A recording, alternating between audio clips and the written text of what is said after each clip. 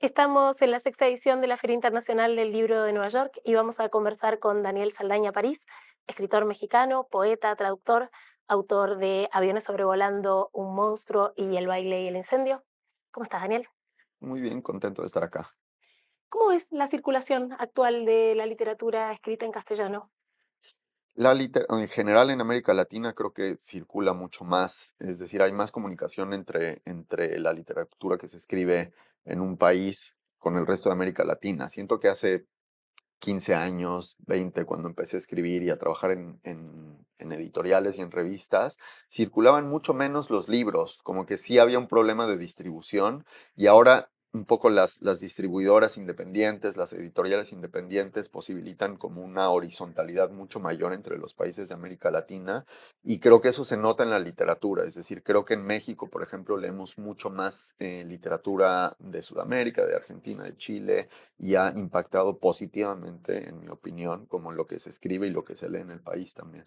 ¿Y crees que España ha dejado de tener ese lugar tan central como distribuidor de las literaturas de Latinoamérica? Vos has vivido en Madrid mucho tiempo, vos viviste en muchos lados, porque ahora vivís en el DF, pero viviste en Canadá, viviste en España, en Estados Unidos. Sí, en España viví de chico, bueno, hice la licenciatura ya, Ujú. em, y ahí empecé a trabajar, o sea, empecé a trabajar en una revista cuando tenía 19 años y empecé como a aprender el oficio editorial.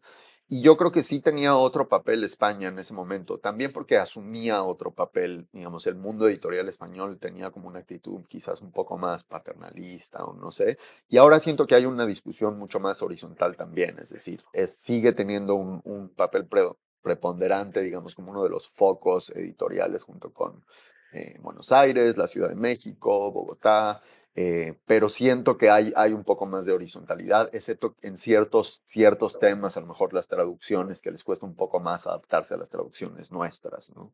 ¿En qué sentido? Porque, bueno, vos sos traductor, traducís del francés y del inglés al castellano. Cuando traducís para editoriales españolas, ¿cuál es la diferencia? Bueno, intento hay una negociación interna mía, como de qué tanto ceder o como encontrar un equilibrio entre mi variante del castellano, saber que, digamos, es una variante del español mexicano, un poco con palabras arrastradas de todos los lugares donde he vivido, y mi impulso natural es traducir a esa variante muy particular del español que yo hablo, pero luego tengo que negociar conmigo mismo porque también tengo que tener en cuenta las lectoras. Si traduzco, por ejemplo, para una editorial española, hago más concesiones, incluyo, digamos, más, eh, busco no una neutralidad, porque no creo que exista una neutralidad de la lengua, pero sí tengo en cuenta más o menos como el universo léxico de las posibles lectoras, ¿no?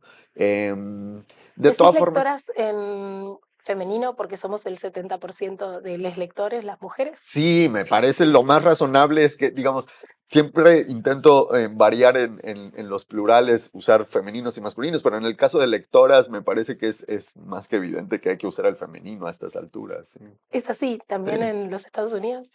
En los Estados Unidos también me parece que sí. No conozco exactamente los datos, pero sí sé que son mayoría. Ahora estás viviendo en México y en tu último libro de ensayos, Aviones sobrevolando un monstruo, bueno, le dedicas en distintos momentos a esa ciudad y las contradicciones de habitar un lugar que en principio amás y odias en partes iguales. ¿Cómo es estar ahora ahí y haberlo vuelto material para tu literatura? Pues estoy muy contento en la Ciudad de México. Creo que es un buen momento para la ciudad, pese a, digamos, todos los problemas, sobre todo como de la crisis hídrica, que hay un desabasto y un problema de contaminación del agua y crisis climática. Pero más allá de eso, creo que es un buen momento social, cultural para la Ciudad de México, para el país en general también, a pesar de, digamos, crisis de violencia. Digo, muchas notas al pie, muchos bemoles, pero hay cultura produciéndose, hay una sensación de comunidad que a mí me hacía falta un poco Ujú. y que encuentro siempre que regreso a la Ciudad de México. Bueno, de hecho, te referís a México como la ciudad monstruosa. por varios aspectos, por las fiestas impostergables que en principio conspiran contra la creación literaria, pero también por convivir en un entorno de desapariciones forzosas. Decís, en un momento em, hay que protestar por las personas abducidas por un ovni quizás, o más probablemente masacradas por el Estado en alianza con el narcotráfico. ¿Cómo es vivir en esa realidad como paralela, ¿no? Y cómo convivir con esos miedos. Pues creo que durante muchos años existió la sensación de que la Ciudad de México era una especie de burbuja aislada de la crisis desatada por la guerra contra el narco en el resto del país. Y eso se cayó, digamos, hace 10 años con la desaparición forzada de un grupo de personas a la salida de un antro, de un local nocturno. Y no ha hecho sino escalar, ¿no? Esa sensación de estar sitiados desde dentro incluso de la ciudad. Al mismo tiempo, mm, digamos, uno tiene que seguir haciendo su vida cotidiana, yendo a trabajar, levantando proyectos, y hay una sensación de irrealidad de pronto en esa convivencia con la violencia desatada y la necesidad de seguir un poco con la vida cotidiana, como si no pasara nada, ¿no? Creo que hay una desensibilización también, es decir, las primeras noticias que llegaban Mm. sobre casos de violencia extrema nos impactaron a todos, y luego poco a poco hemos ido aprendiendo, lo cual es terrible, a no reaccionar con la misma violencia, con el mismo nivel de escándalo ante esos eventos, ¿no? Em, pero bueno, la ciudad tiene muchas capas, o sea, esa es una de las diferentes capas de la ciudad, y me gusta, digamos, transitar de unas a otras y vivir esas contradicciones, que creo que eso es algo que encuentro en ciudades grandes e interesantes y vivas como la Ciudad de México. También le dedicas un texto a Montreal, en Canadá, que hablas de cierta bulia que te llevó a refugiarte en el consumo de drogas bastante extremas y después a frecuentar como grupos de rehabilitación o de compartir esas experiencias y que conociste también como una segunda ciudad subterránea o que te hizo conocer el lado B de esa ciudad que parece más bien una maqueta en donde todo está bien. Contanos un poco de eso. Sí, en Montreal estuve viviendo 3 años, y fue un problema de salud en realidad lo que me llevó al consumo de morfina, era en particular, porque tenía una enfermedad autoinmune no diagnosticada que me generaba mucho dolor físico, y en la morfina encontré una especie de salvación temporal que me ayudaba como a sobrellevar los síntomas. Pero bueno, eso fue escalando hasta que mi consumo se salió un poco de control, y empecé a frecuentar estos grupos de 12 pasos que la verdad fueron muy útiles, no solo para rehabilitarme y dejar, digamos, esa dependencia, sino también como para entender otros modos de vivir en la ciudad, y otras realidades que a lo mejor pasan desapercibidas al visitante que pasa una semana de vacaciones en Montreal. Y conocí gente muy interesante, gente muy, muy inteligente, muy sensible y muy encantadora. Y creo que también fueron como la mejor manera de hacer amigos, por otra parte. Distintos del mundo en el que vos te movías habitualmente, Sí, seguramente. total. Sí, gente con la que normalmente no tendría convivencia, que creo que eso es algo que me interesa de las ciudades. ¿Cuáles son los espacios que generan intercambio con personas muy distintas a ti mismo, a ti misma, ¿no? ¿Cómo encontrar esos espacios? ¿Cómo romper la inercia Ujú. de clase, la inercia de los grupillos que se forman, y acceder como a esas otras realidades que están ahí, que en general ignoramos? En 2021 publicaste los dos libros, el de ensayos y la novela, ¿cierto? Estuviste en un momento muy productivo, fue Anagrama que te dijo, es el año París. No, lo que pasó fue que, bueno, llevaba unos años trabajando en los dos libros simultáneamente. Publiqué el libro de ensayos en la primavera de 2021, y luego metí la novela al premio Herralde, es decir, la mandé por Ujú. concurso y quedó finalista. Entonces, digamos, por cómo está hecha la convocatoria del Herralde, publican el libro ese mismo año, es decir, Ujú. creo que se falla en septiembre, octubre, y para finales de noviembre está en librerías. Entonces fue muy sorprendente y apresurado, y tuve los dos libros uno detrás de otro, pero también creo que estuvo bien porque son libros con mucha comunicación entre ellos, es Ujú. decir, hay lecturas en común, hay referencias, aunque uno es ensayo y otro es novela, pero se nota también que los trabajé al mismo tiempo y hay una contaminación de temas. Bueno, vos mencionabas este problema físico que tenías, que estuviste atravesado por el dolor y encontraste en la morfina esta tabla de salvación y en la novela aparece problematizado y tematizado el tema del cuerpo, por ejemplo. Sí, más el tema del cuerpo, es decir, hay un personaje que tiene dolor físico, pero me interesaba el dolor físico en relación o en comparación con los estados alterados, estados extáticos, como de pérdida de control del cuerpo, el dolor como una pérdida de control del cuerpo, casi al mismo nivel que la locura, los estados místicos, la danza extática y la danza en general, es decir, esta sensación de que hay algo fuera de ti guiando tus movimientos, ¿no? Que creo que puede pasar con el dolor, pero también cuando uno se deja ir en un baile, que para mí el baile siempre ha sido muy importante. Hay una gran celebración de la danza en la novela, que además es una novela que inventa hipervínculos, aunque no sea una novela digital, porque uno se encuentra en un momento abandonando las páginas y yendo a YouTube a ver el video de una coreógrafa de principios del siglo XX, por ejemplo. ¿Vos eras consciente de que estabas incluso diciéndole al lector, interrumpí mi lectura, que hay algo para ver y seguir leyendo?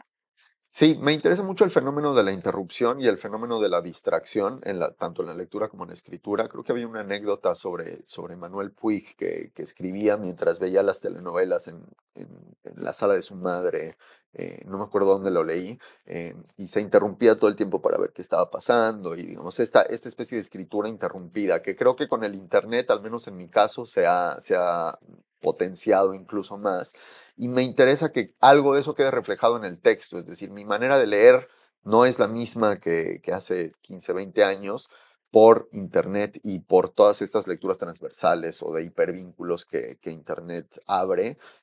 No me interesa hacer tal cual, digamos, una novela digital o de hipervínculos, que me parece como una solución muy 2008, o sea, como que tiene Quedó algo muy vieja, es medio como abrirte un fechado. blog ahora, Ajá, como tener un exacto. fotolog. Sí, total. Me parece como que había una exploración formal interesante, pero muy fechada, y que creo que tiene que ir más en profundidad, es decir, cómo Internet ha modificado nuestra manera de escribir también y de entender las conexiones entre fenómenos culturales, y algo de eso se filtra a la novela en este mundo de referencias que el lector, la lectora puede ir a consultar en cualquier momento. En El baile y el incendio hablas de epidemias de bailes medievales. Ya tener una epidemia de baile, esa es mi revolución. Contame, ¿es verdad eso? ¿Cómo fue que llegaste a ese dato?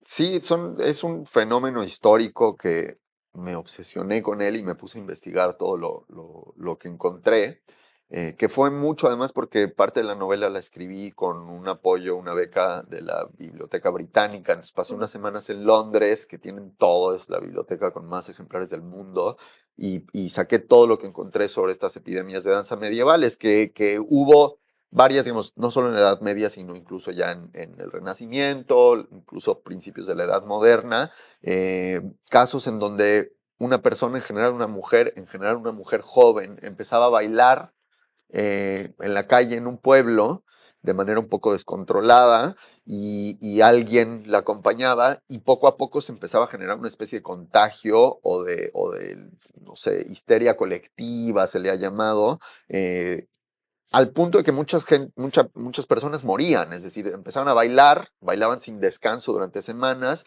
y morían de cansancio, de paros cardíacos y respiratorios, y no hay una explicación definitiva de por qué sucedía, ¿no? Digamos, hay explicaciones parciales, hay historiadores que lo atribuyen, por ejemplo, a un hongo del pan en la cebada que pudo haber generado una especie de reacción como similar a la del LSD, Ujú. pero también lo más probable y la explicación que a mí me convence más es que tuviera que ver con una serie de factores ambientales y políticos. Es decir, la iglesia tenía un control férreo de la producción de cereales, y practicaban la usura de manera cruel y despiadada, y la población en un estado de hambruna y de estrés absoluto durante un año de sequías, de pronto empezaban a bailar como una especie de reacción extrema a las condiciones. Entonces, uso esos casos de la historia y trato de imaginar algo parecido en el presente, donde también hay una situación política y climática excepcional y agresiva que me pareció, digamos, en este mundo imaginario podría desatar una epidemia similar. Bueno, hoy lo llamaríamos happening o flash mob, Flash ¿no? mob tiene algo de flash mob, pero un flash mob que se sale de control, sí. Y tiene esto carnavalesco que está como en el límite entre el arte y la vida, ¿no? Porque no hay un escenario, una vez que estás en el baile, sos el arte y no está pensado por un público, ¿no? Sí, me encanta esa lectura y creo que es algo que está muy en la órbita de mis intereses, lo carnavalesco. Soy muy lector de Sergio Pitol, el Ujú. escritor mexicano, digamos que para mí es una referencia y que trabajó mucho con la figura del carnaval, eh, en libros como Domar a la Divina Garza, que también hay como momentos un poco grotescos de exageración y desborde de los sentidos. Y también esta idea de fundir el arte con la vida, ¿no? Yo empecé escribiendo poesía y empecé como muy a la sombra de las vanguardias estético-históricas, y esta idea de fundir el arte y la vida siempre me ha atraído como una especie de vía posible en la literatura. Vos dirigiste el diario de poesía de la UNAM.